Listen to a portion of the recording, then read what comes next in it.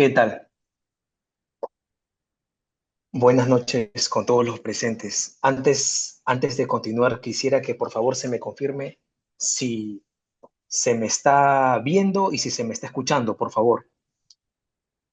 Se le ve bien, se le escucha bien, doctor Fabio Pesa. Muchas gracias. Primero, quiero extender mi más sincero agradecimiento al doctor Luis Ishimeza, así como al decano de vuestra orden, por la gentil invitación al doctor Mita Kurai.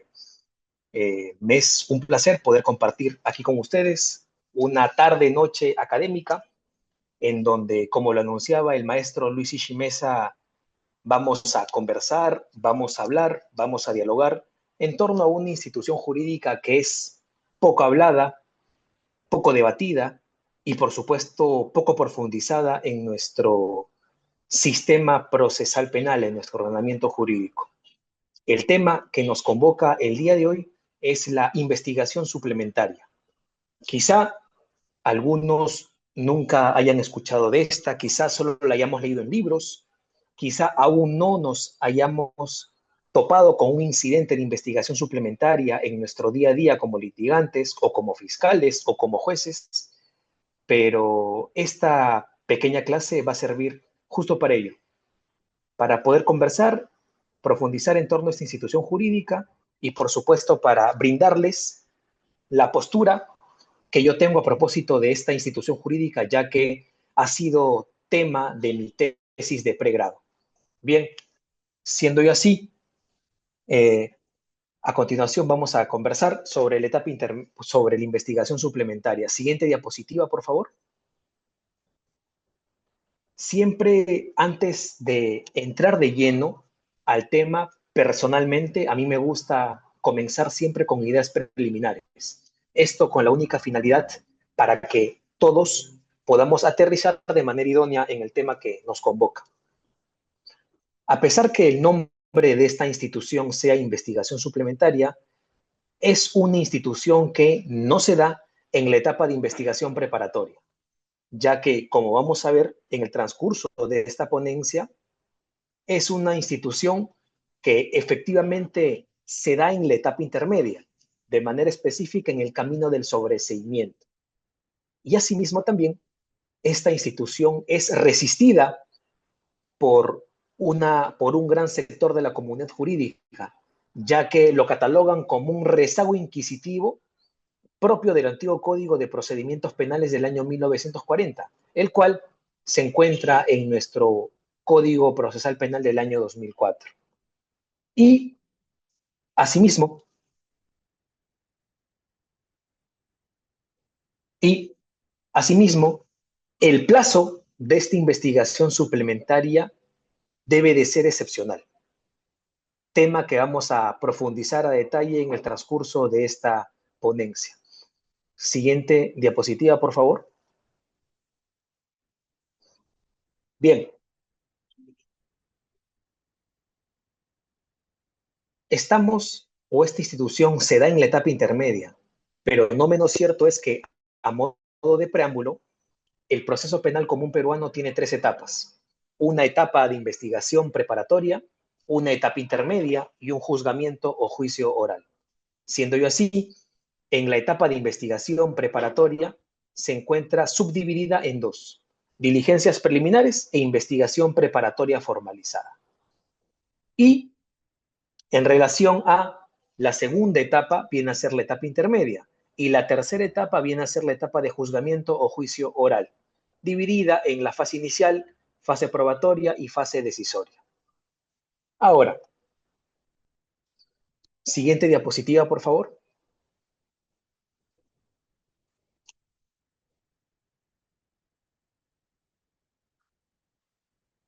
Ahora, esta etapa intermedia viene, como lo comenté al comienzo, vamos a situarnos en la etapa intermedia del proceso penal común peruano y viene a ser, según el profesor Gonzalo de Río Labarte, en su libro La etapa intermedia en el nuevo proceso penal acusatorio, la cataloga como la fase o periodo en el que ocurren un conjunto de actuaciones procesales y que se ubica entre la conclusión de la investigación preparatoria y la apertura del juicio oral. Asimismo, también esta etapa intermedia es vista, es comprendida como una especie de filtro de la investigación. ¿Por qué? Porque vamos a ver si lo desarrollado por el órgano persecutor del delito merece ir a juicio o no merece ir a juicio. Y asimismo también, en doctrina se le catalogó como un filtro procesal porque efectivamente funge como una bisagra entre la investigación preparatoria y el juicio oral. Siguiente diapositiva, por favor.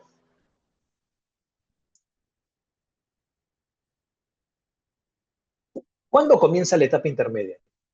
Ahora, la etapa intermedia comienza con la emisión de la disposición de conclusión de la investigación preparatoria, según la cual el titular de la acción penal, esto es el representante del Ministerio Público, tiene para decidir el plazo de 15 días para casos simples y 30 días para casos complejos o bajo el contexto de crimen organizado. Ahora, ¿qué es lo que va a decidir? ¿Qué es lo que va a hacer el fiscal? El fiscal en este plazo va a decidir si es que acusa o si sobresee. Esto es, va a llegar a plasmar en un papel cuál fue su convicción. En términos sencillos, lo que el fiscal va a hacer al momento de redactar su requerimiento, sea acusatorio o sea de sobreseimiento, va a plasmar en un papel qué es lo que está pensando. Siendo yo así, si el fiscal piensa que eres tú y nadie más que tú el responsable penalmente hablando, si el fiscal considera que tiene que llevarte a un juicio para condenarte, te va a acusar. El fiscal va a formular un requerimiento de acusación. ¿Correcto? Bien. Y si por el contrario, el fiscal se ha convencido que tú no eres responsable, sea cual sea la razón, que vamos a profundizarlo más adelante, ¿qué es lo que va a hacer? Va a formular un requerimiento de sobreseimiento, que como diría el profesor Alberto Binder, viene a ser la absolución anticipada en la etapa intermedia.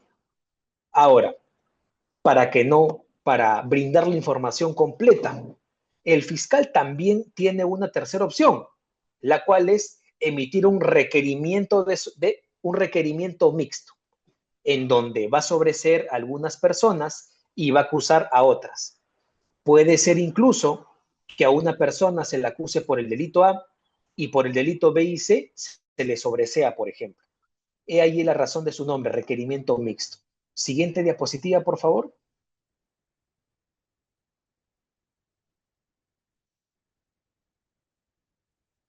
Bien, tal como se ha dicho, esas son las alternativas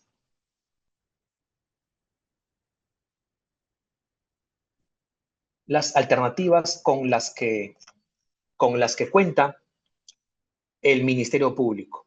Un requerimiento de acusación, un requerimiento de sobreseimiento y un requerimiento mixto.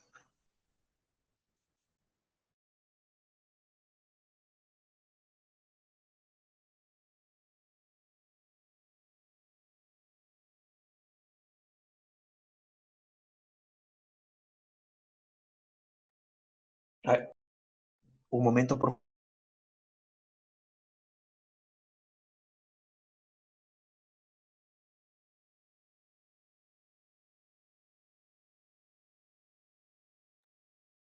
Disculpen, hubo un percance aquí técnico. Ya. Ahora, ¿en dónde es que vamos a aterrizar, colegas? Vamos a aterrizar en el requerimiento de sobreseimiento. ¿Por qué? Porque la investigación suplementaria la investigación suplementaria surge en el requerimiento de sobreseimiento. A diferencia de México, por ejemplo, en donde la investigación suplementaria puede darse en el camino de la acusación, así como también puede darse en el camino del sobreseimiento. Siguiente diapositiva, por favor. Bien, vamos a aterrizar en el sobreseimiento, que es uno de los dos caminos en los cuales se divide la etapa intermedia. Un camino de la acusación y un camino del sobreseimiento. ¿En cuál estamos situados? En el camino del sobreseimiento. Ahora, Después que el representante del Ministerio Público da por culminada la investigación preparatoria porque considera haber cumplido su objetivo, o porque el plazo se le venció, o porque el juez así lo decretó luego de celebrada una audiencia de control de plazo de la investigación, en un lapso de tiempo no mayor de 15 días en los primeros supuestos o un periodo no mayor de 10 días en el último, deberá decidir si requiere el sobreseimiento de la causa según lo regulado por el artículo 344 de nuestro Código Procesal Penal. Ahora, en relación al requerimiento de sobreseimiento, siguiente diapositiva, por favor. Comparto este concepto que me parece muy completo del profesor Iberico Castañeda en su libro 2017, en donde en lo que se entiende por requerimiento de sobreseimiento se entiende como un acto postulatorio entendido como un pedido formulado al órgano jurisdiccional con la finalidad de que éste emita un pronunciamiento dentro de los parámetros de lo peticionado, ya sea admitiéndolo o rechazándolo. Ahora, el sobreseimiento tiene causales que se encuentran debidamente taxativas, se encuentran reguladas en nuestro Código Procesal Penal del año 2004. Siguiente diapositiva, por favor.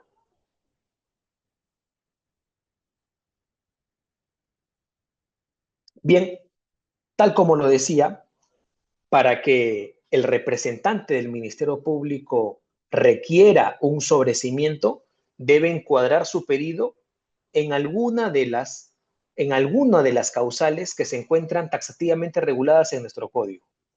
Ahora, vamos a disgregar una por una para un cabal entendimiento. El literal A establece el hecho objeto de la causa no se realizó o no puede atribuírsele al imputado. Colegas, la palabra o implica una disyunción. Siendo yo así, este primer supuesto contiene dos causales, la cual es el hecho objeto de la causa no se realizó y la siguiente es no puede atribuírsele al imputado. En relación al hecho objeto de la causa no se realizó, su mismo nombre lo dice. Es un hecho que nunca se llevó a cabo en la vida real. Y en relación a que el hecho no puede atribuírsele al imputado, puede ser que el hecho se haya pasado. Pero ¿qué es lo que falta? Lo que falta es vincular al ciudadano imputado con ese hecho. Faltan elementos para vincular a la persona. En relación a la segunda causal regulada en el literal B, que también vamos a disgregarlo uno por uno. Dice, el hecho imputado no es típico o concurre una causa de justificación, de inculpabilidad o de no punibilidad. Tal como estamos viendo, también tenemos que aprender a leer de manera normativa el código, así como el Código Penal, también el Código Procesal Penal, porque las O implican una disyunción. Siendo yo así, este literal B regula 4 supuestos de sobreseimiento. Primer supuesto, el hecho imputado no es típico. Ejemplo, el ciudadano A es un funcionario público y B es un proveedor. Se les imputa, supongamos, el delito de colusión, delito en contra de la administración pública, pero a la persona B se les indica como autor, pero B no puede ser autor ya que no tiene la calidad de funcionario público. Falta un elemento típico. En relación al segundo supuesto, concurre una causa de justificación. Se cumplen o se pasa el filtro de la tipicidad, pero en relación a la antijuricidad, estamos ante un caso en donde concurre una causa de justificación. Ejemplo, una legítima defensa, por lo que hay una norma que permite ese hecho típico, por lo cual no habría necesidad de continuar con el trámite procesal. Tercer supuesto, concurre una causa de inculpabilidad.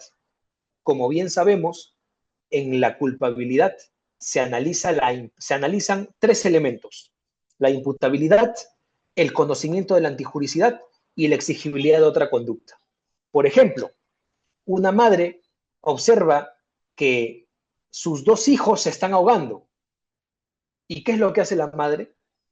decide salvar al más pequeño. Esto afecta notoriamente la capacidad psicológica de la madre, de la gente. Ella tiene que decidir cuál de los dos bienes jurídicos salvar. No se le puede exigir otra conducta. Los dos bienes jurídicos, la vida de sus hijos, son del mismo valor. Esto elimina el elemento de exigibilidad de otra conducta. Por ende, estamos ante un estado de necesidad exculpante.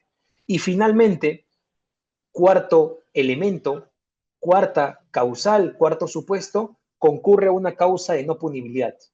Ejemplo, en caso de cónyuges, no puede existir el delito de hurto. Esto, por ejemplo, es una causa de no punibilidad. Ahora, en relación al literal C, la acción penal se ha extinguido. Ejemplo, el investigado fallece. No hay mérito para continuar con el trámite procesal. Y el literal D, no existe razonablemente la posibilidad de incorporar nuevos datos a la investigación y no hay elementos de convicción suficientes para solicitar fundadamente el enjuiciamiento del imputado. También tenemos que leer de manera íntegra el mencionado supuesto. ¿Por qué? Porque acá vemos la palabra y, por ende, es un gran supuesto de sobreseimiento que debe darse cumpliendo esos dos mensajes. Es decir, no tiene que existir suficientes elementos de convicción contra ti. Y además, no debe existir razonablemente la posibilidad de en el futuro incorporar nuevos datos. ¿Qué quiere decir esto? Esto quiere decir que no solamente no hay elementos de convicción ahora, presente, actual, 18 de marzo del año 2025, sino además que se puede seguir investigando y nunca encontrará nada. No existe razonablemente la posibilidad a futuro de que se incorpore algo más. Siendo yo así, colegas, dentro de cualquiera de estas causales tiene que estar inmerso el representante del Ministerio Público. ¿Para qué? Para solicitar el sobreseimiento de la investigación que ha tenido a su cargo, ya que se establece esto de manera taxativa. Siguiente diapositiva, por favor.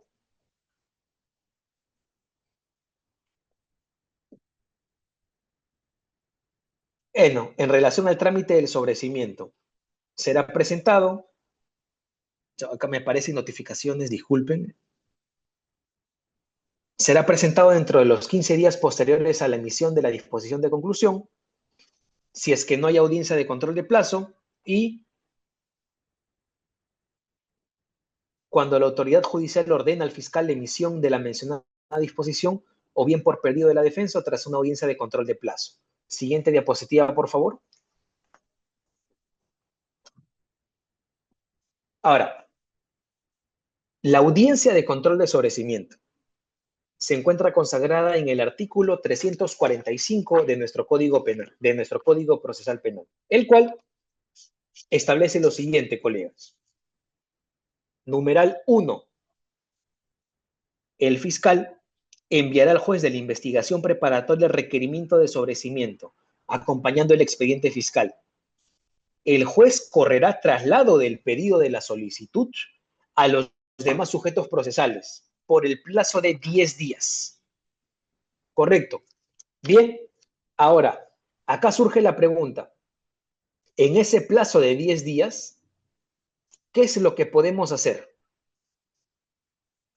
En ese plazo de 10 días, debemos de contestar el sobreseimiento. Y aquí, mucha atención aquí, por favor. Notoriamente, si estamos defendiendo a un ciudadano que está siendo sobreseído en etapa intermedia, vamos a estar contentos con el resultado. Vamos a estar de acuerdo con el requerimiento de sobreseimiento. Pero como lo hemos hecho, y lo digo en plural, con mi colega Yulinho Rivera, en nuestro día a día como litigantes, ante una situación así, lo que debemos de hacer es presentar un escrito bajo la sumilla de adhesión o incorporo o agrego fundamentos que sostengan el requerimiento de sobreseimiento del fiscal. ¿Por qué? Porque puede ser, y nos ha pasado, que el requerimiento de sobreseimiento le falta agregar cosas. está flojo y por ende, en ese plazo de 10 días es fundamental para nosotros para presentar un escrito incorporando más argumentos. ¿Para qué? Para que en el día de la audiencia haya más argumentos a favor de nuestro sobreseimiento, los cuales sustentaremos ante el juez de investigación preparatoria. Ese es primer escenario, un escrito de incorporación de argumentos. Pero ahora, ¿qué pasa? Y aquí vienen las situaciones problemáticas que en un rato voy a profundizar. ¿Qué sucede si soy agraviado, soy actor civil, defiendo a un agraviado, defiendo al actor civil y emiten un sobreseimiento? Notoriamente, eso no va a ser favorable para la postura que yo tengo, ¿cierto? Siendo yo así, en ese escenario, una vez que me corren traslado del requerimiento de sobreseimiento, tengo el plazo de 10 días ¿para qué? Para presentar un escrito oponiéndome al sobreseimiento, una oposición como lo vamos a ver más adelante. Y en esta oposición, ¿qué podemos hacer? Podemos solicitar la intervención, la activación del control jerárquico. Esto es la elevación al fiscal superior en consulta. Detalle que vamos a profundizar más adelante también. Y además, ¿qué podemos hacer? Y ahí el tema que nos ha convocado el día de hoy, solicitar una investigación suplementaria, colegas. Bien, siendo yo así, tal como se ha mencionado, como abogados defensores de los ciudadanos sobreseídos, un escrito coadyuvando a los fundamentos del sobreseimiento presentado por el fiscal. Y si estamos como abogados del agraviado del actor civil, un escrito contradeciendo los fundamentos del sobreseimiento presentado por el fiscal. Ahora, una vez que se nos corre traslado del requerimiento de sobreseimiento, tenemos ese plazo de 10 días para generar las observaciones, las oposiciones, como ustedes deseen denominarlo, colegas. Y en ese mencionado plazo de 10 días hábiles, podemos presentar una oposición debidamente fundamentada al sobreseimiento. Y aunado a ello, si el sujeto procesal que plantea este escrito oponiéndose deberá de sustentarlo bajo el imperio del principio de oralidad en la audiencia de control de sobreseimiento correspondiente. Bien, siendo ya así, en concordancia con el autor César San Martín Castro en su libro Lecciones de Derecho Procesal Penal, año 2020, son 3 pasos previos que deben tener lugar para su realización. Número 1, el fiscal emite el requerimiento de sobreseimiento. Correcto. Y el juez va a dictar un decreto de traslado a las partes procesales para que se pronuncien sobre su mérito en el plazo de 10 días hábiles. Segundo, el artículo 345, numeral 2, autoriza a las partes contrarias, en este caso al actor civil, al agraviado, a formular por escrito la oposición al sobreseimiento. Y esta oposición puede tener 2 modalidades: solicitar una investigación suplementaria o solicitar en vía control jerárquico se eleve la causa al fiscal superior en grado. Y finalmente, vencido el plazo del traslado, con la presentación de escritos de oposición o de apoyo al sobreseimiento solicitado por el fiscal, el juez de investigación preparatoria emitirá la resolución de citación para la realización de la audiencia de control de sobreseimiento. Siguiente diapositiva, por favor. Siguiente. Ya estamos llegando a nuestro tema, colegas. Pronunciamiento del juez de investigación preparatoria. Bien, de una lectura del artículo 346 de nuestro Código Procesal Penal, se desprende que el juez de investigación preparatoria en este camino de sobreseimiento tiene 3 posibilidades ante requerimiento de sobreseimiento. ¿Cuáles son? Primero, Si considera, numeral 1, 346, numeral 1, si considera fundado el requerimiento fiscal, dictará auto de sobreseimiento. Se acabó. Si estamos defendiendo a los ciudadanos sobreseídos, felices, contentos de la audiencia. Pero, como estamos en Perú, y como bien sabemos que cada operador jurisdiccional aplica de cierta manera el código, a pesar que tengamos un código que es el mismo para todos los distritos judiciales, ya nos ha pasado que hay operadores jurisdiccionales que aplican de cierta manera el Código Procesal Penal según su interpretación. ¿Y por qué menciono esto?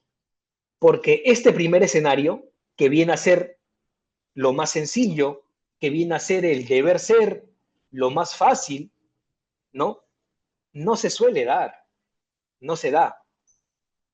Porque en el transcurso de una audiencia de control de sobreseimiento se generan incidencias. Y se generan incidencias que van a bifurcar, que van a derivar, que van a desprenderse de los otros dos escenarios de los cuales voy a hablar a continuación.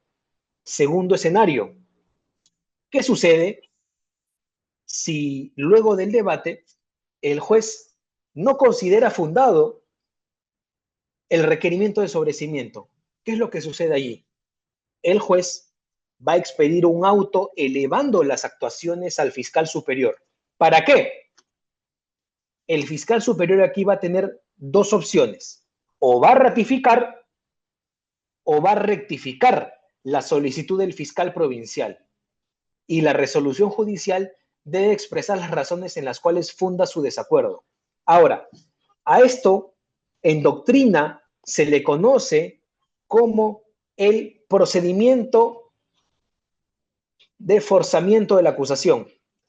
Forzamiento de la acusación. Control jerárquico.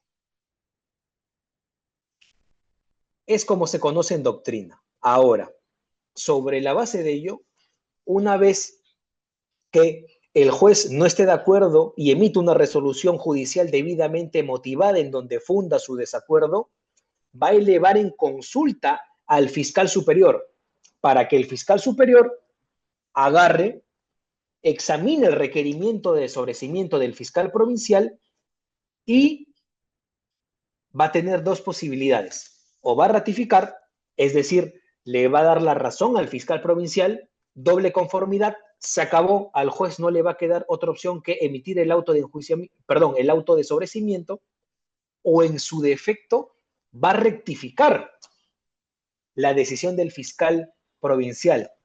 Y esto va a dar inicio al forzamiento de la acusación. Acusación bajo el imperio de la ley, control jerárquico.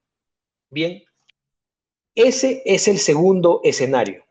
Y una situación problemática que también estamos trabajando es en relación a esta decisión que el fiscal superior toma, por así decirlo, en despacho, a solas, sin ningún tipo de audiencia, porque nuestro código no regula algún tipo de audiencia que se lleva a cabo ante un escenario como este.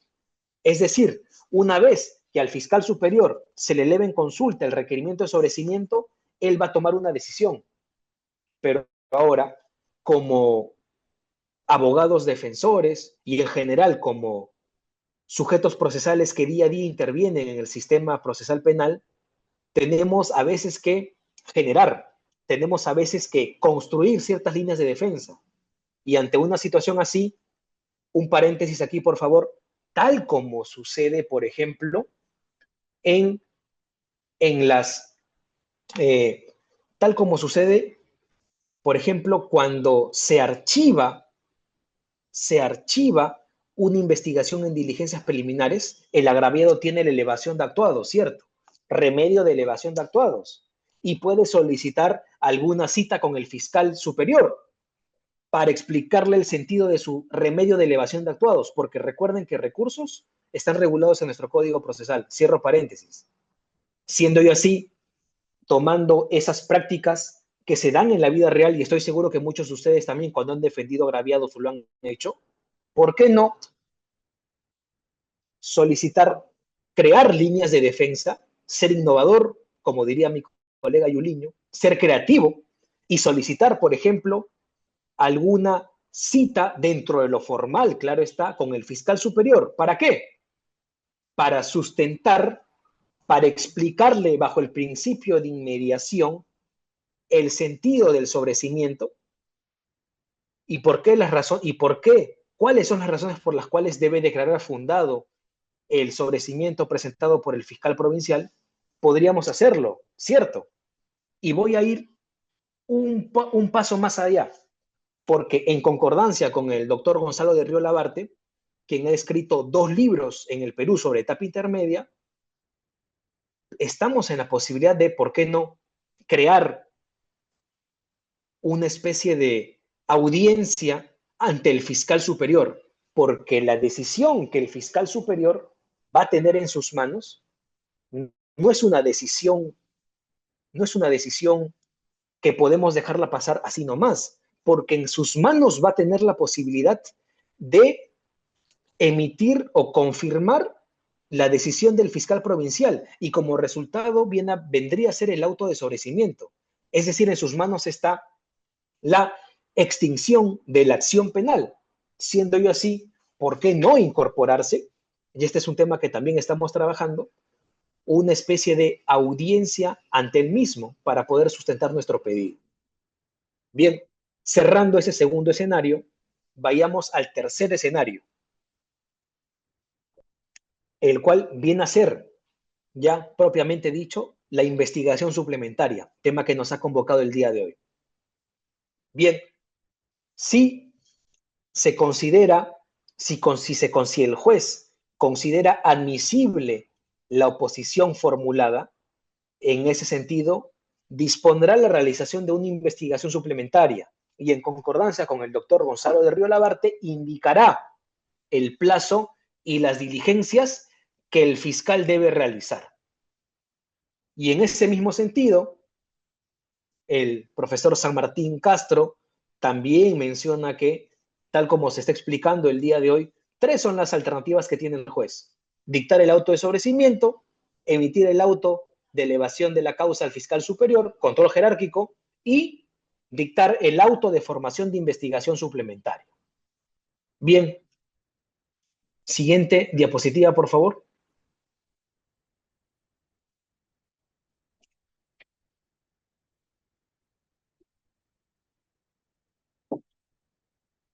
Siguiente diapositiva, por favor. Bien, recién, una vez explicado y una vez hecho estas necesarias precisiones, porque no podíamos entrar de manera directa a hablar de un tema el cual no ha sido tan desarrollado, ha sido poco tocado y no es común que se dé en nuestro día a día, era necesario hacer ese breve preámbulo. ¿Por qué? Porque ya sabemos que el proceso penal tiene 3 etapas, efectivamente, y nos hemos situado en la etapa intermedia, pero delimitando y circunscribiéndonos siempre, esta etapa intermedia tiene 2 caminos: un camino del requerimiento de acusación y un camino del requerimiento de sobrecimiento. ¿En cuál se da la investigación suplementaria? En el camino del requerimiento de sobrecimiento. Esta es la tercera y última de las opciones por las que puede pronunciarse el juez de investigación preparatoria, conocido en Colombia como el juez de garantías, en el camino del requerimiento de sobrecimiento emitido por el representante del Ministerio Público, luego de celebrada la audiencia de control de sobrecimiento. Siguiente diapositiva, por favor.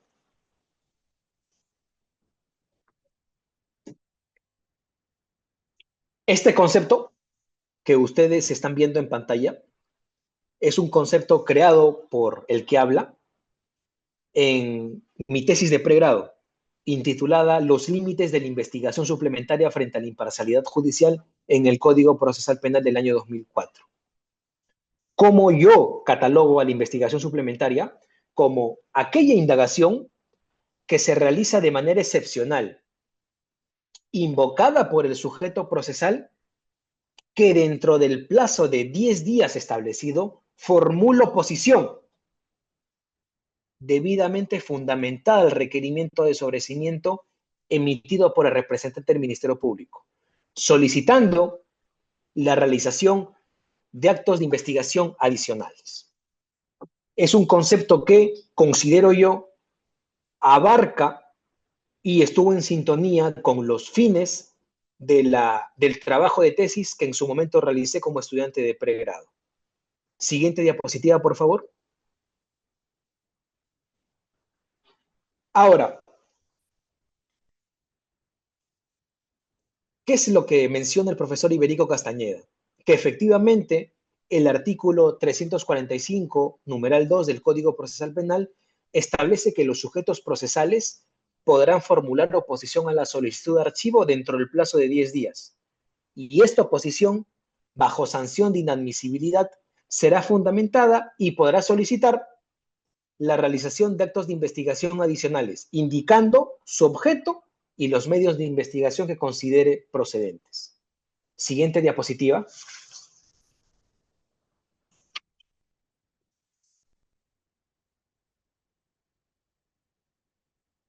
Ahora, esta figura, esta institución, tiene base legal en el código, por supuesto, y vamos a disgregarlo, porque son dos artículos muy importantes. La investigación suplementaria de nuestro código se encuentra regulada en el artículo 345, numeral 2, el cual establece lo siguiente: los sujetos procesales podrán formular oposición a la solicitud de archivo dentro del plazo establecido. Primer mensaje normativo, primer punto, porque tenemos que ser rigurosos con nuestra lectura para un cabal entendimiento. Punto, la oposición bajo sanción de inadmisibilidad será fundamentada y podrá solicitar la realización de actos de investigación adicionales, indicando su objeto y los medios de investigación que considere procedentes. Artículo que regula la investigación suplementaria. Y asimismo, siguiente diapositiva, por favor. Este artículo 345, numeral 2, se complementa con el artículo 346, numeral 5, el cual establece lo siguiente: el juez de la investigación preparatoria, en el supuesto del numeral 2 del artículo anterior, paréntesis, el que acabo de leer, si lo considera admisible y fundado, mucha atención allí, por favor, admisible y fundado. ¿Eso qué nos quiere decir, colegas?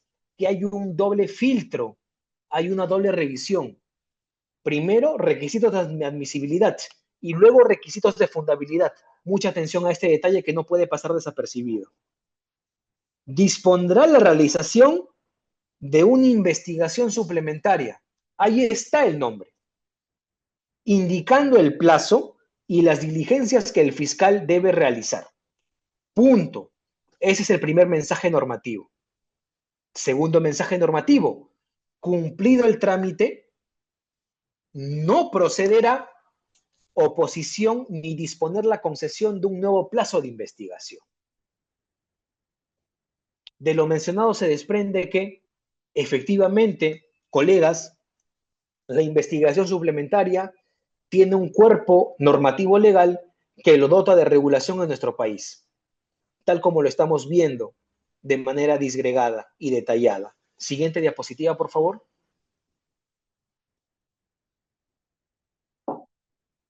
¿Recuerdan ustedes que yo les comenté que había un doble filtro por el que va a pasar la investigación suplementaria? Requisitos de admisibilidad y requisitos de fundabilidad, en donde, en atención a los requisitos de admisibilidad de la investigación suplementaria, siguiente diapositiva, por favor.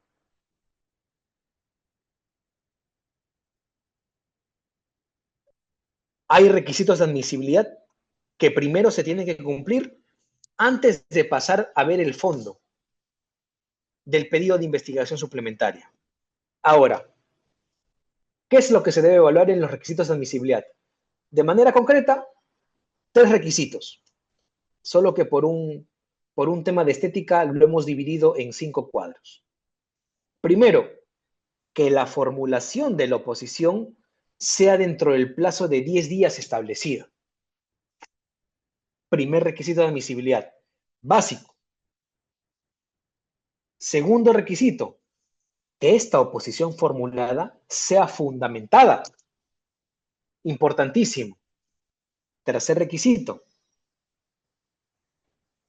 que los actos que se hayan ofrecido con anterioridad, no obstante no hayan sido realizados, pueden ser o puede solicitarse una investigación suplementaria a tenor de lo establecido en la casación 1693-2017 ANCASH, fundamento 3.5. Podemos solicitar actos que se hayan ofrecido con anterioridad, no obstante no hayan sido realizados. ¿Indicando qué cosa? Indicando el objeto de su realización y así como los medios de investigación,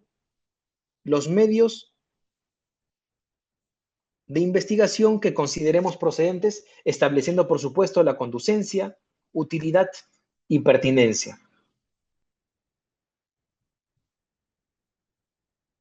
Siguiente diapositiva, por favor. A ver, requisitos de fundabilidad. En concordancia con el profesor Gonzalo de Río Labarte, efectivamente, si la solicitud de sobreseimiento si la solicitud de investigación suplementaria cumple con los requisitos formales expuestos, luego debe evaluarse su fundabilidad. Pasamos el primer filtro. Todo está en orden, se cumplió con la forma de los requisitos de admisibilidad. Pues entonces pasemos a ver el fondo, pasemos a ver los requisitos de fundabilidad del pedido. Ahora, como propuesta mía, también en mi tesis de pregrado, divido los requisitos de fundabilidad en dos. Requisitos objetivos y requisitos subjetivos, como pueden apreciar. En relación, colegas, a los requisitos subjetivos, estamos ante dos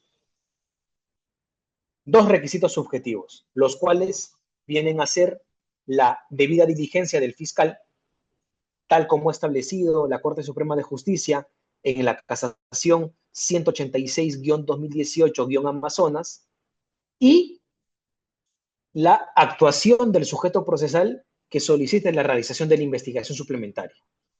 Esos son los dos requisitos subjetivos en relación a la conducta del sujeto procesal.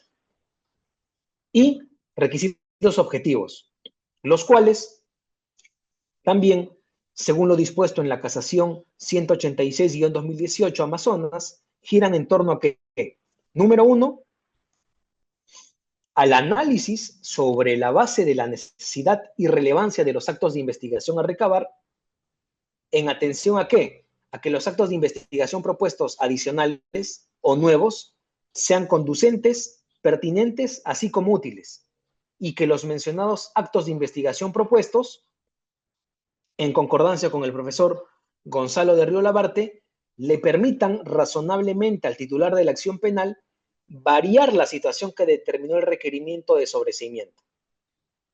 Esos son los requisitos de fundabilidad que el juez de investigación preparatoria, cuando a sus manos llegue un pedido de investigación suplementaria, tiene el deber de revisar. Siguiente diapositiva, por favor.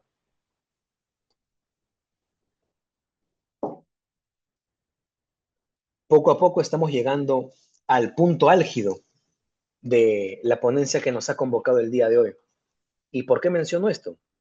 Por lo siguiente, porque existen posturas a favor y existen posturas en contra en torno a la aplicación de esta institución denominada investigación suplementaria. Comparto una infidencia.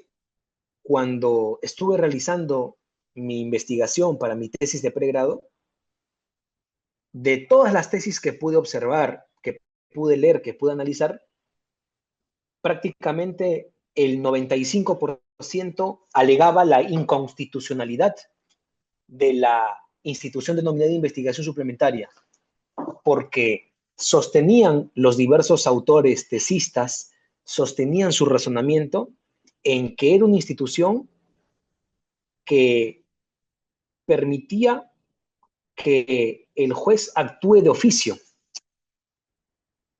y esto generaba un quebrantamiento de la imparcialidad judicial. ¿Y qué más quebrantaba, según las investigaciones, tesis que pude leer? El principio acusatorio, la separación de funciones.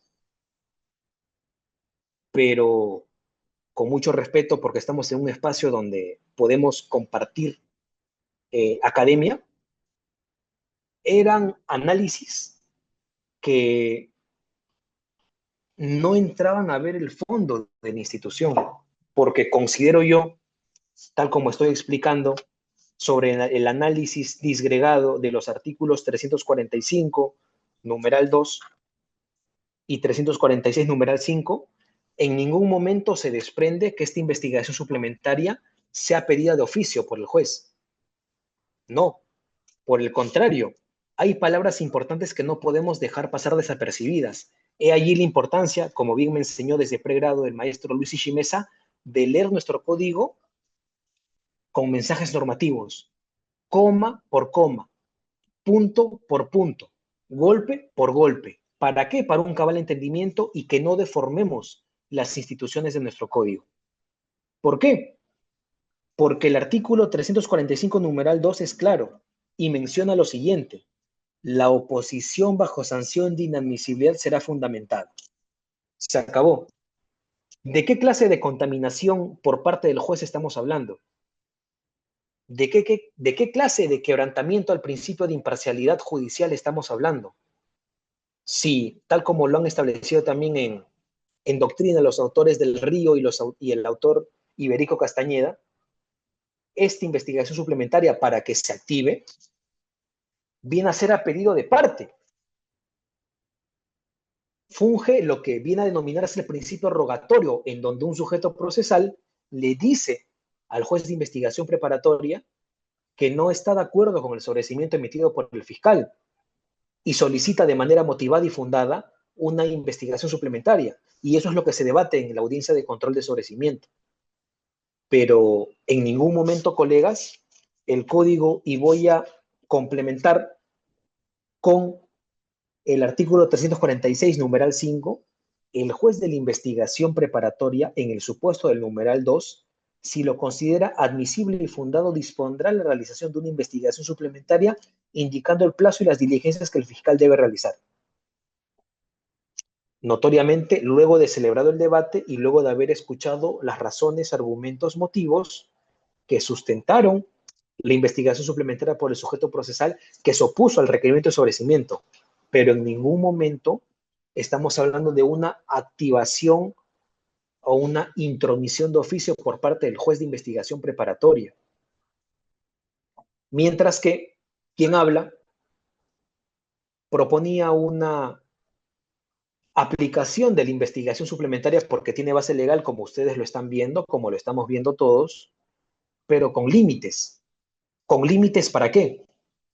Para no quebrantar la imparcialidad judicial del juez, que era un tema de, de mucha constante en las investigaciones que se oponían a la aplicación de la investigación suplementaria.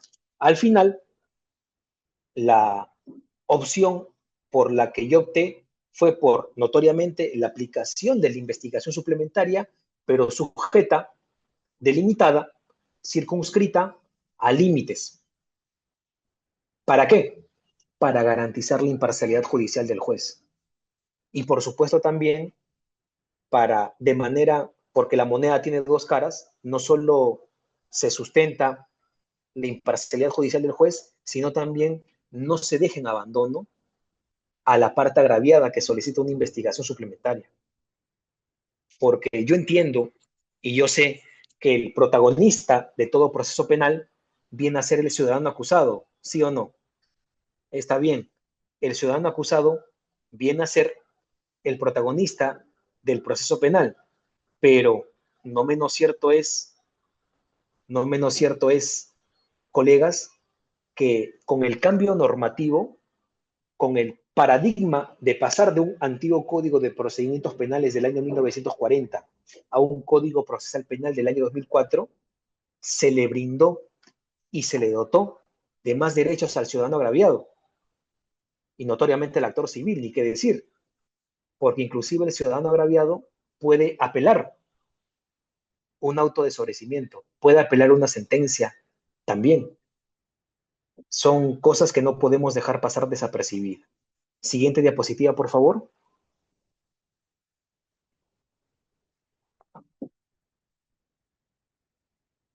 Bien, como lo comentaba, las posturas en contra sostenían su razonamiento en que esta institución denominada investigación suplementaria vulnera el principio acusatorio y vulnera el derecho a la imparcialidad judicial. Pero como lo estamos viendo, eh, lamentablemente se privaban de ingresar a analizar el fondo de la misma. El análisis versaba en, oye, el juez no puede dictar de oficio una investigación suplementaria, esta figura es inconstitucional, esta figura es un rezago inquisitivo, esta figura vulnera derechos del ciudadano sobreseído, ¿no? Siguiente diapositiva.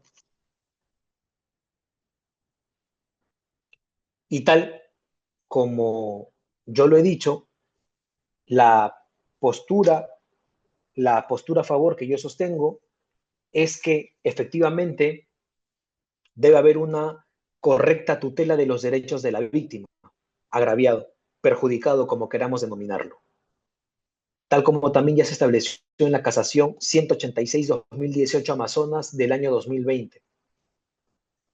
Y asimismo también el que existe una postura en contra, con mucho respeto, insisto, era por la incorrecta interpretación de la investigación suplementaria que se le daba, porque estamos viendo que tiene base legal, para que se active debe generarse una oposición previa, hay un debate en una audiencia de control de sobrecimiento, cautelándose los principios de inmediación, oralidad, contradicción, bilateralidad, ¿sí? Y por supuesto que luego de escuchar el juez a las partes intervinientes, toma una decisión.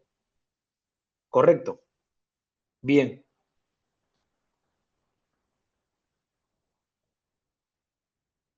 Siguiente diapositiva, por favor. Ahora, no sé si por favor puedan agrandar la diapositiva para que los colegas puedan ver el desarrollo jurisprudencial que ha emitido, que ha emitido la Corte. Más grandecito, por favor.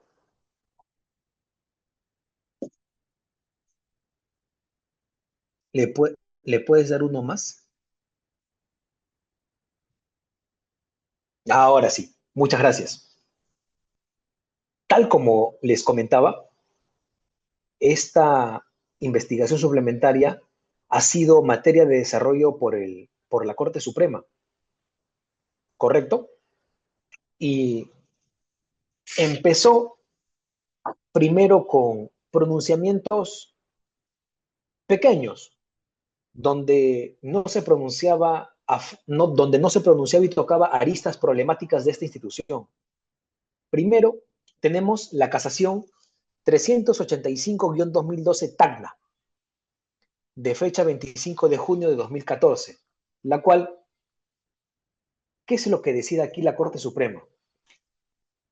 Colegas, la Corte Suprema aquí ordena una investigación suplementaria por 30 días. Por favor, mucha atención a ello. Aquí, que considero que es la primera jurisprudencia emitida por la Corte Suprema que se pronuncia sobre la investigación suplementaria, aquí la Corte Suprema ordena la misma por 30 días. Mucha atención a los sentidos de las decisiones de la Corte, porque en el transcurso del tiempo, año 2014 a la fecha 2025, 11 años después, vamos a ver cómo es que ha cambiado, a propósito de un último pronunciamiento.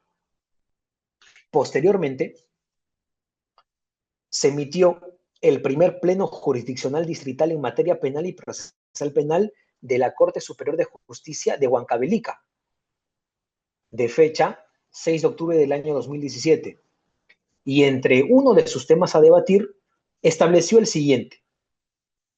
Ante un requerimiento fiscal de sobreseimiento, pregunta, ¿puede el juez de investigación preparatoria ampliar de oficio suplementariamente la investigación para el mayor acopio de actos de investigación por parte del fiscal? Esa fue la pregunta que en ese pleno distrital de Huancavelica se puso a relieve. Bien, ¿cuál fue la primera posición? Y es una posición a la cual yo me adhiero. Ustedes de seguro nos dirán a cuál de las posiciones se adhieren. Pero en la primera posición se establece que el juez de la investigación preparatoria no puede ordenar la ampliación suplementaria de la investigación de oficio al ser un tercero imparcial en el proceso penal. Esa fue la primera posición. Y la segunda posición, ¿cuál fue?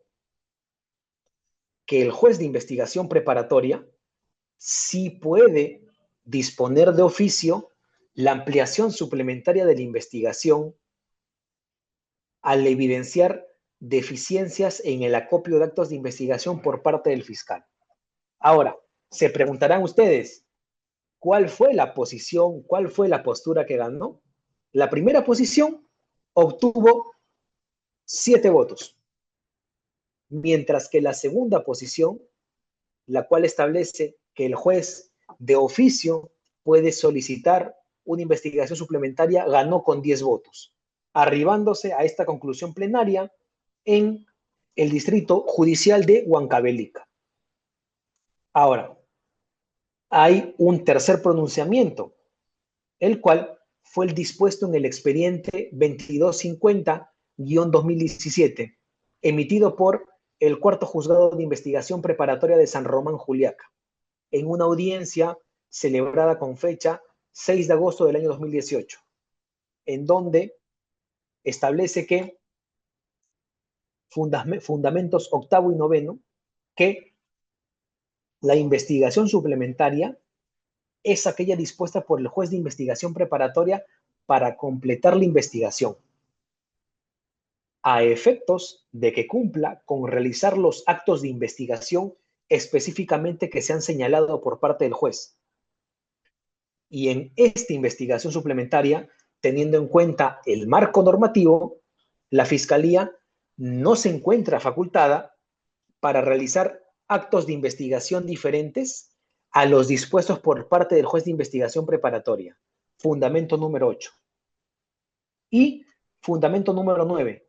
La Fiscalía no podría ordenar la realización en esta investigación suplementaria de otras diligencias adicionales que no haya dispuesto el juez de investigación preparatoria.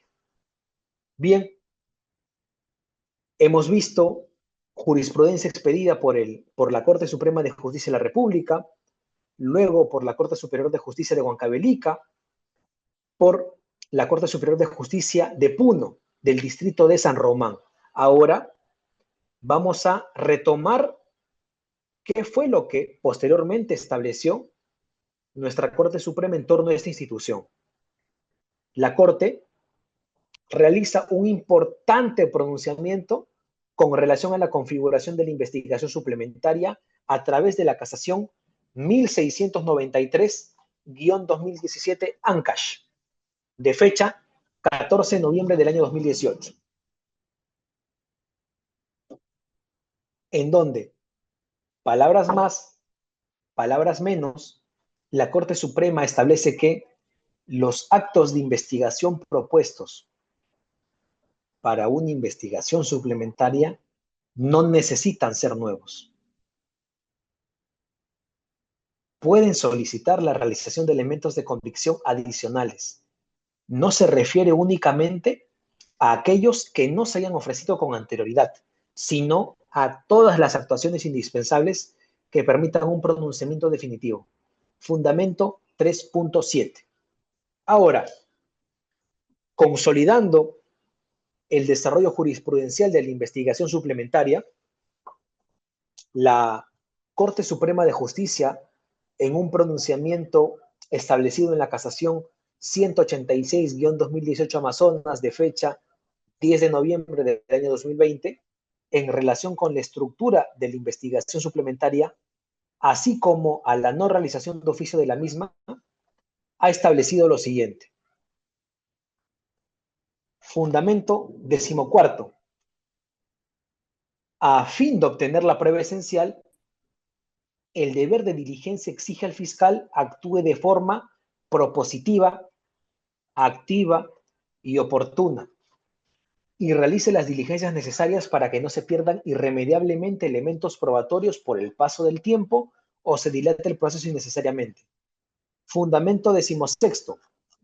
Establece una perspectiva amplia de definición y protección de la víctima. Fundamento 17. ¿Qué establece? Que al actor civil le corresponden los derechos para la víctima establecidos en el artículo 95 del Código Procesal Penal, así como las facultades reguladas en el artículo 104, inciso 2 del Código. Y ahora, en el fundamento 18, ¿qué establece? Que el actor civil debe señalar los actos de investigación que se realizarán e indicar su objeto, de modo que el juez solo podrá ordenar aquellos y no otros de oficio, con los que se garantiza su imparcialidad. Podemos ver que la Corte Suprema se adhiere a una postura referente a la no realización de oficio de la investigación suplementaria. Por otra parte, el juez no podrá ordenar una investigación suplementaria de oficio, ya que si no comparte la posición del fiscal, la ley ha previsto que mediante un auto eleva las actuaciones al fiscal superior para que ratifique o rectifique lo solicitado por el fiscal provincial. Y finalmente, en el fundamento 19, establece que el juez debe de justificar la fundabilidad o rechazo del pedido de investigación suplementaria por parte del actor civil con base en la necesidad y relevancia de los actos de investigación a recabar. Ello implica que debe determinar si son necesarios e imprescindibles para discutir la pretensión fiscal.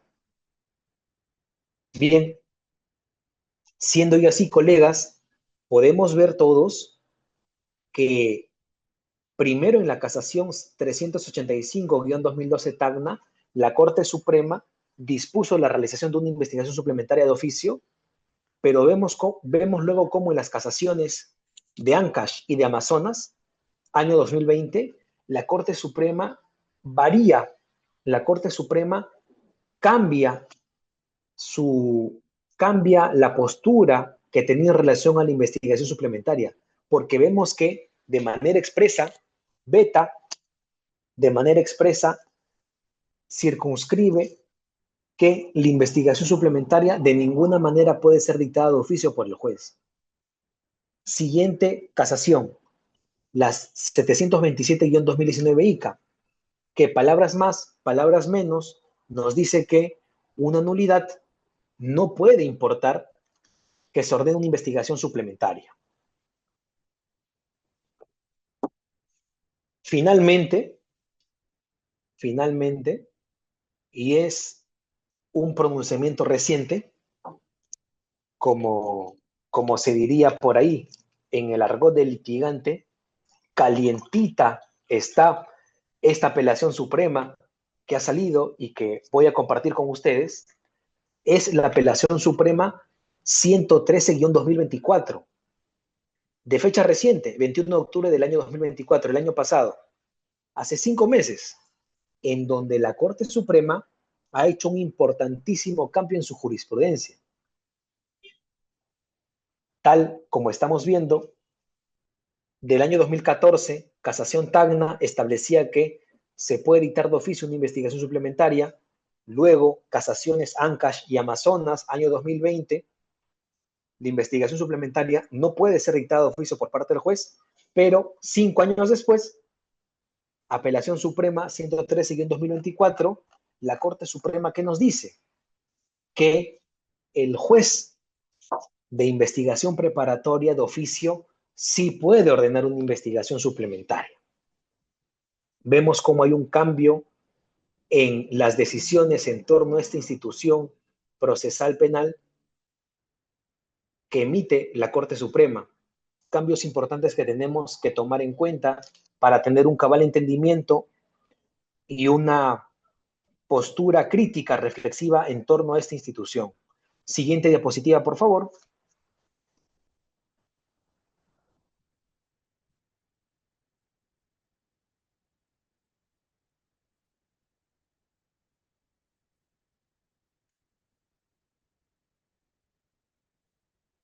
¿Cuál es mi propuesta? Esta es la propuesta que hice en mi tesis de pregrado y que tengo a bien compartir con ustedes. Siguiente diapositiva, por favor. No, una más atrás. Ajá, una más atrás. Ahí nos quedamos por ahora. En relación a la aplicación de la investigación suplementaria, en concordancia con el doctor Gonzalo de Río Labarte, quien es el autor que más ha escrito sobre etapa intermedia en este país y recomiendo su lectura obligatoria para poder entender las instituciones y las figuras que se dan en torno a esta etapa intermedia, menciona que en relación a la oposición es obvio que el juez de garantías, juez de investigación preparatoria, solo puede disponer la realización de una investigación suplementaria si ésta ha sido expresamente solicitada por alguna de las partes. Y ahora, los sujetos procesales que formulen oposición deben de fundamentarla y pueden solicitar la realización de actos de investigación adicionales, indicando su objeto y los medios de investigación que consideren procedentes. Artículo 345, numeral 2 del Código Procesal Penal. Y esto quiere decir que si el juez admite la investigación suplementaria, solo podrá ordenar los actos de investigación y medios de prueba solicitados por las partes, siguiendo la lógica de un proceso de tendencia acusatoria. En este escenario, no puede ordenar la práctica de actos de investigación de oficio. Y asimismo, el autor Iberico Castañeda comparte que para oponerse al requerimiento de sobreseimiento, si el sujeto correspondiente considera que ha existido una investigación deficiente o sesgada y que la misma no ha cumplido con su finalidad, considerando que el fiscal ha omitido determinados actos de investigación, razón por la que solicita al juez de investigación preparatoria, vía control de requerimiento de sobreseimiento, disponga la realización de una investigación suplementaria. Y el artículo 346, numeral 5, establece efectivamente que si el juez de investigación preparatoria, luego de verificar, luego de analizar, luego de transitar y debatir los requisitos de admisibilidad y de fundabilidad, si estima el pedido del opositor, dispondrá la realización de una investigación suplementaria, indicando el plazo y así como las diligencias que el fiscal debe realizar. ¿Correcto? Ahora sí, por favor, siguiente diapositiva.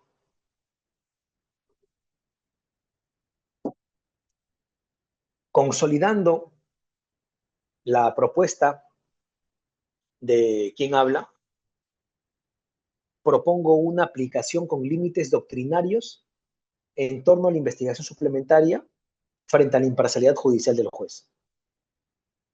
Y tal como pueden ver,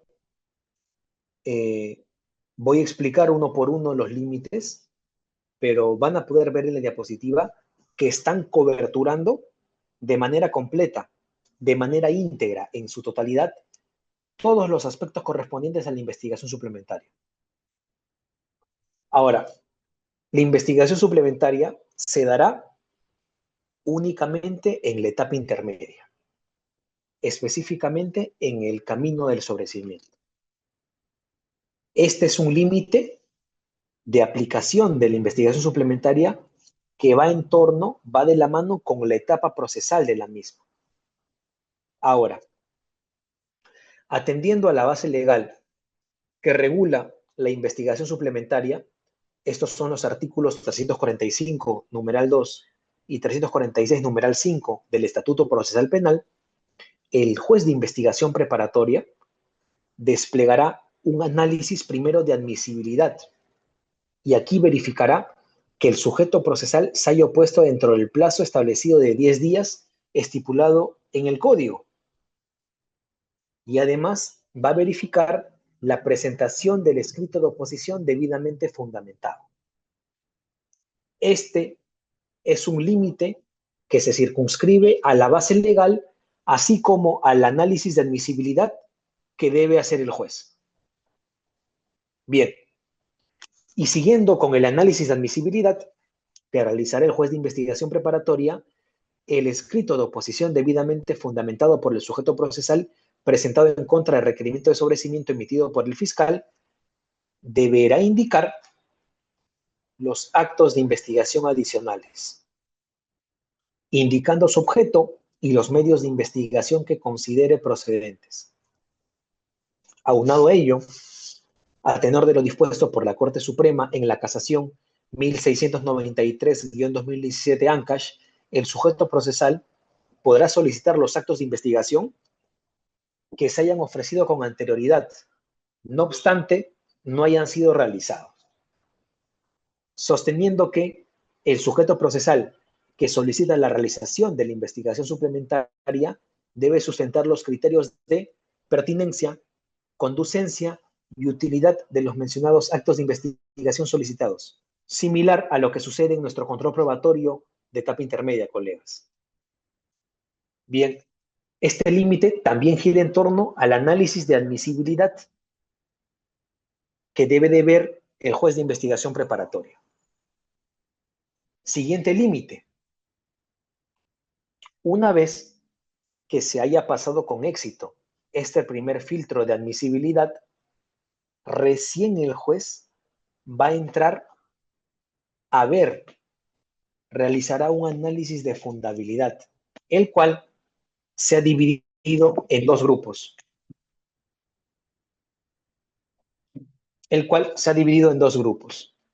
Por una parte, en relación a los requisitos subjetivos y por otra parte, en relación a los requisitos objetivos. Siendo ya así, sobre los requisitos subjetivos, tenemos la debida diligencia con la que tiene que actuar el fiscal, así como la actuación del sujeto procesal que solicita la realización de la investigación suplementaria. Son requisitos en torno al análisis de fundabilidad del juez de investigación preparatoria. Y por otra parte, también el juez de investigación preparatoria tiene que verificar los requisitos objetivos, los cuales, según lo dispuesto en la casación 186-2018 Amazonas, giran en torno al análisis sobre la base de la necesidad y relevancia de los actos de investigación a recabar, y que los actos de investigación propuestos, sean estos adicionales o nuevos, sean conducentes, sean pertinentes, así como útiles. Y además, en relación a los requisitos objetivos que van a sustentar el análisis de fundabilidad que va a realizar el juez de investigación preparatoria, en consonancia con el autor del Río Labarte, le deben de permitir de manera razonable al titular de la acción penal variar la situación que determinó el requerimiento de sobreseimiento. Bien, ahora, vamos a ver ahora los límites en relación a la labor que debe de desempeñar el juez. En relación a esta labor, el juez no podrá requerir de oficio la realización de la investigación suplementaria. ¿Por qué? Porque esta práctica quebrantaría el derecho a la imparcialidad judicial. Y asimismo, el juez de investigación preparatoria, a fin de garantizar su imparcialidad, en el escenario que declare fundado el pedido de investigación suplementaria solicitado por el sujeto procesal, deberá de hacerlo, colegas, siguiendo, encuadrándose, encasillándose de manera única a los actos de investigación debidamente fundamentados y solicitados en el escrito de oposición. En consonancia con ello, el juez de investigación preparatoria no podrá dictar la realización de actos de investigación que no hayan sido solicitados por el sujeto procesal que presentó de manera motivada el escrito de oposición. Ahora, límites en torno a la labor del fiscal. Siguiendo con el camino procesal de la investigación suplementaria, una vez que la misma haya sido declarada fundada por el juez, el representante del Ministerio Público solo deberá realizar los actos de investigación que el juez haya declarado fundados. Y en atención a ello, el titular de la acción penal no podrá realizar actos de investigación que no le hayan sido declarados fundados por parte del juez. Finalmente, en relación al plazo de la investigación suplementaria, a tenor de lo consagrado en el artículo 346, numeral 5 de nuestro Estatuto Procesal Penal, será dispuesto por el juez, quien indicará el plazo cuyo tiempo de duración será atendiendo de manera objetiva a los específicos y delimitados actos de investigación que se vayan a realizar en la investigación suplementaria. No va a ser lo mismo, colegas, que en la investigación suplementaria se solicite la declaración de un testigo a que, por ejemplo, se realice una pericia. Y efectivamente, este plazo, este tiempo de duración, debe ser atendiendo de manera objetiva a los actos de investigación que en cada caso concreto vaya a realizar el representante del Ministerio Público. Finalmente, en relación al plazo de la investigación suplementaria, no procede la concesión de un nuevo plazo después de la investigación suplementaria. Eso no puede pasar. Si de manera excepcional el juez otorga la realización de la investigación suplementaria, a tenor de lo consagrado por el artículo 346, numeral 5 del Estatuto Procesal Penal, una vez que culmine, no procederá oposición, ni disponer la concesión de un nuevo plazo de investigación. Ahora, para ir concluyendo, a modo de ideas finales, lo que el ponente, lo que quien habla hizo, fue proponer de manera específica límites para la aplicación de la investigación suplementaria consagrada en el Código Procesal Penal del año 2004 frente a la imparcialidad judicial. Y el aporte central de esta tesis, ahora autenticada, compartida con ustedes en esta ponencia, fue la de proponer límites doctrinarios para la aplicación de la investigación suplementaria estipulada en el Estatuto Procesal Penal con la finalidad de ¿qué? De resguardar la imparcialidad judicial del juez. Y los límites doctrinarios propuestos comprenden de manera integral, de manera cabal y absoluta la investigación suplementaria en torno a el estadio o etapa procesal en la que se da, en torno a la base legal que la consagra, en torno al análisis de admisibilidad, así como el de fundabilidad, divididos en requisitos objetivos y subjetivos que desplegará el juez de investigación preparatoria, en torno a la actuación del juez de investigación preparatoria respetando la imparcialidad judicial, en torno también a la intervención de la Fiscalía en atención a los actos de investigación debidamente motivados y específicos que se le encomiende realizar.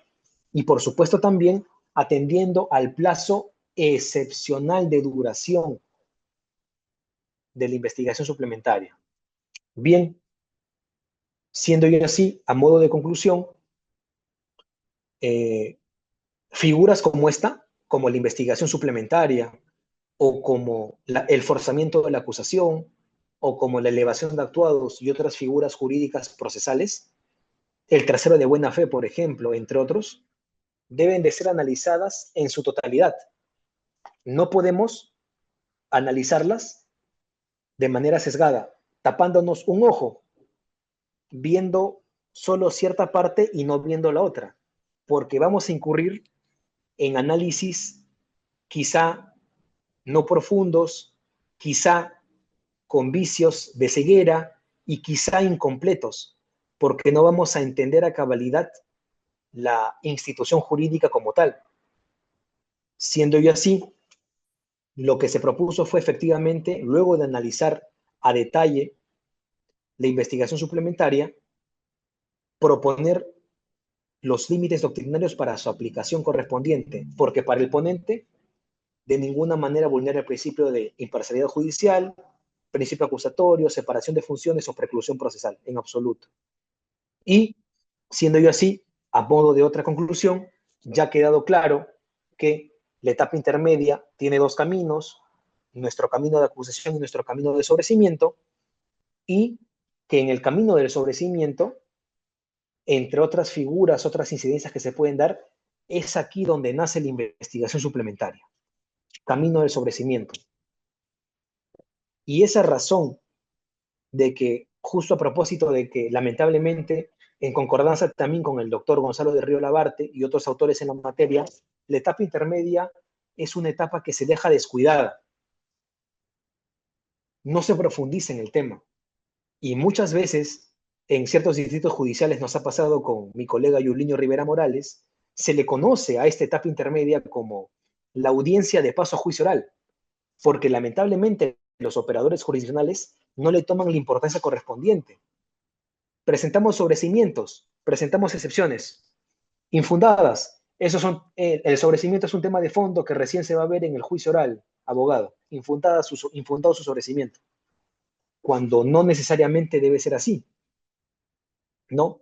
Siendo yo así, a modo de recomendación, pues es bueno, es saludable estudiar e indagar más, pero también proponer ideas propias, también tener un sentido crítico, reflexivo, no dejarnos llevar por lo que quizá lo que vaya a decir la Corte Suprema, porque yo, por ejemplo, estoy en desacuerdo con ese último pronunciamiento emitido por la Corte Suprema de hace 5 meses, ¿no?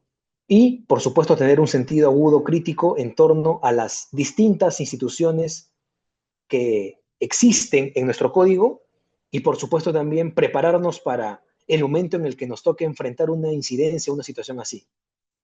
Culmino agradeciendo al maestro, porque es mi maestro, tanto de pregrado como posgrado, Luis Alejandro Ishi Mesa, por la gentil invitación, a nuestro señor decano, Mita Kuray, por la deferencia en permitirme proyectar y compartir esta ponencia ante colegas como ustedes, que demuestran mucho estando las 8:20 de la noche, estando aquí conectados.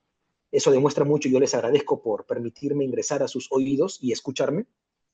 Y agradecido nuevamente con el autor Ishii por la creación de estos espacios académicos de alta magnitud, que lo único que buscan es la difusión del conocimiento y la difusión del derecho en su cabalidad. Muchísimas gracias. Bueno, muchísimas gracias a usted, doctor Fabio Mesa Quisquén, por el tema de su ponencia bastante amplia. Mire que es un instituto que es muy poco conocido, pero que acá ha generado la presencia numerosa vía esta red, por las redes sociales. Ahí yo sé que estamos con el tiempo vencido, doctor Mita, pero hay dos pequeñas preguntas breves. No sé si las puede usted absolver, doctor Fabio Mesa, por favor. Sí, está por ahí el doctor Por supuesto, Fabio. por supuesto.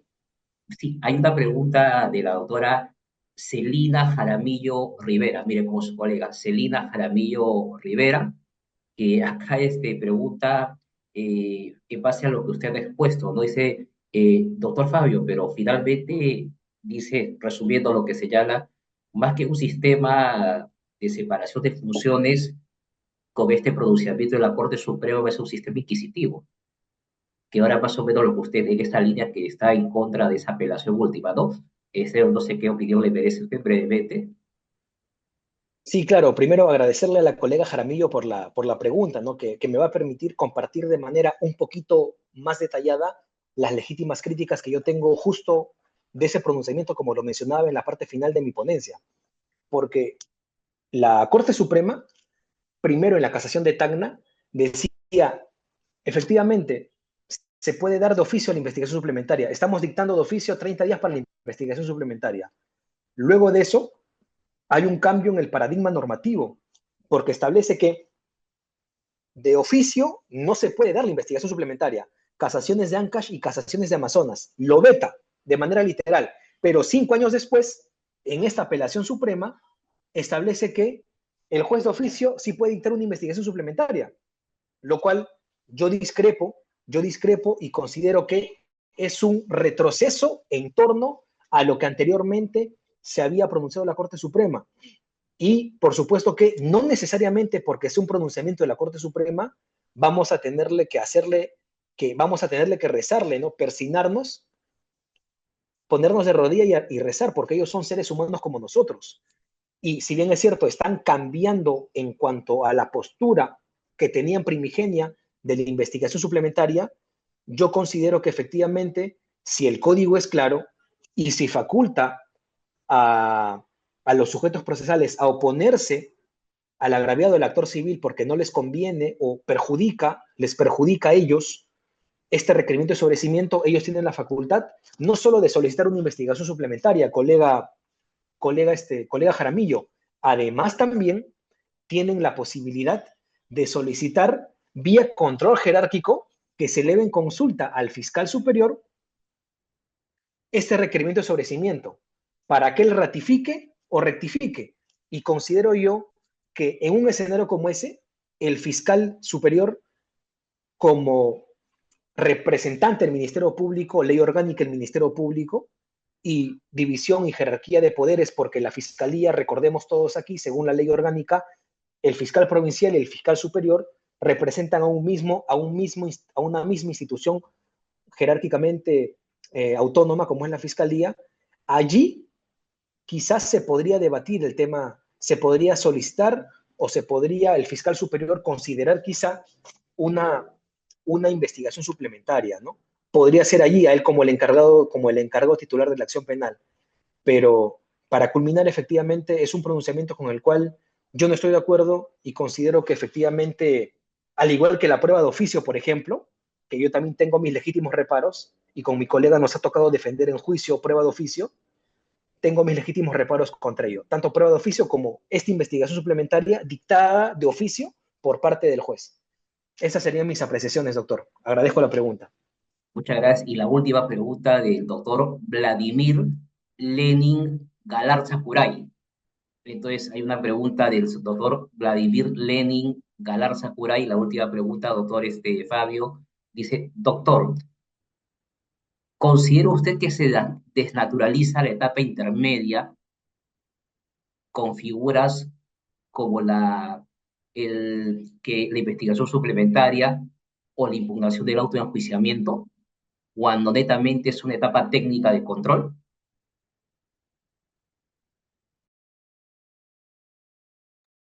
Agradezco la pregunta al colega Vladimir. No, partimos de la premisa que la etapa intermedia, en consonancia también con lo que menciona el autor Iberico Castañeda, tiene un carácter judicialista. Y al tener este carácter judicialista, efectivamente, cuando estamos ante un requerimiento de sobrecimiento, nos encontramos ante una revisión del mismo, porque inclusive, aún en el escenario que no exista alguna oposición al requerimiento de sobrecimiento, necesariamente, ¿qué se va a hacer? Se va a transitar, se va a convocar y se va a celebrar y debatir una audiencia de control de sobrecimiento. ¿A razón de qué? Del carácter judicial que tiene esta etapa intermedia, en donde el juez tiene el deber, la obligación de sanear de manera correcta la etapa y evaluar si es que se llega al estadio de juicio oral o no.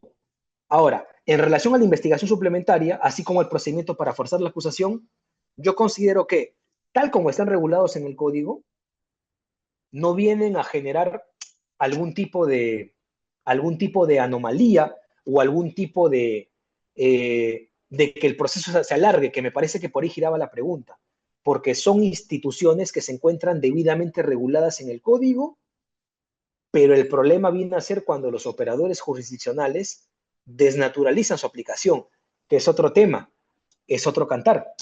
Y ahora, en relación al auto de enjuiciamiento, Es una buena pregunta. Impugnación al auto de enjuiciamiento.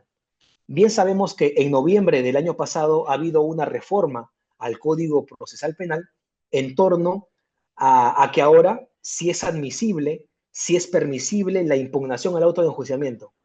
Voy a ser muy honesto en torno a mi respuesta. En el estudio, la mayoría de personas que defendemos son ciudadanos acusados. Y siendo yo así, por estrategia, si el código nos brinda la posibilidad de impugnar el auto de enjuiciamiento, por supuesto, delimitado a la base correspondiente, que es cuando quieres discutir el tema de la imputación necesaria, ¿por qué no hacerlo? Es como, por ejemplo, eh, se pierde en primera instancia, apelas, se pierde en segunda instancia, vas a la Corte Suprema vía recurso de casación, pero ello no implica que tú estés alargando o dilatando el proceso, sino, como alguna vez también lo conversamos en una tertulia con el doctor Luis Ishimesa, estás empleando los mecanismos de defensa correspondientes que el código te faculta. Siendo yo así, en base a ello, notoriamente, si es posible o comparto, bueno, desde mi postura, si es posible no apelar, impugnar el auto de enjuiciamiento en el supuesto de imputación necesaria, porque quiero agregar algo más antes de irme. Esa impugnación del auto de enjuiciamiento la realizas, se celebra la audiencia, supongamos que pierdes, pero puedes llegar a la Corte Suprema vía casación, porque es un auto que te va a generar un gravamen irreparable y por ende puedes acudir a la Corte Suprema vía recurso de casación excepcional. ¿Y qué pasa si ahí ganas? ¿Qué pasa si ahí obtienes réditos?